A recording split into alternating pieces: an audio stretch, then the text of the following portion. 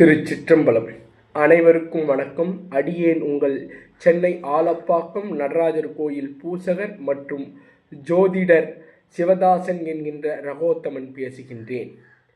உள்ளத்தில் இரக்க உணர்ச்சியும் தூய்மையும் நிறைந்து இருக்க வேண்டும் என்பதை காட்டவே திருநீறு பூசி ருத்ராட்சம் அணியும் வழக்கம் சிவபெருமானை வழிபடும் சைவர்களுக்கு ஏற்பட்டது. திருநீறு தூய்மையின் சின்னமாகும். இதனை திருநீறு போல் உள்ளும் புனிதர்கள் என்னும் பெரிய புராணம் அருளிய சேக்கிழார் பெருமான் வாக்கு மூலம் திருநீறு தூய்மையின் அடையாளம் என உணர முடிகிறது. ருத்ராட்சம் சிவபெருமானின் கண்களில் இருந்து வந்த கருணை கண்ணீரில் இருந்து தோன்றியது என்று புராணங்கள் கூறுகின்றன. சிவபெருமானின் கருணை கண்ணீரில் இருந்து தோன்றிய ருத்ராட்சம் இரக்கத்தின் அடையாளமாக திகழ்வது என்று கூறுவார்கள்.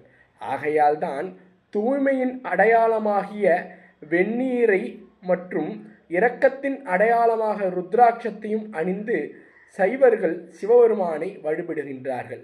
ஆகையால் அன்பர்களே, தூய்மையின் அடையாளமாகிய திருநீரை சிவசிவ என்று தினமும் நெற்றியில் அணிவோம்.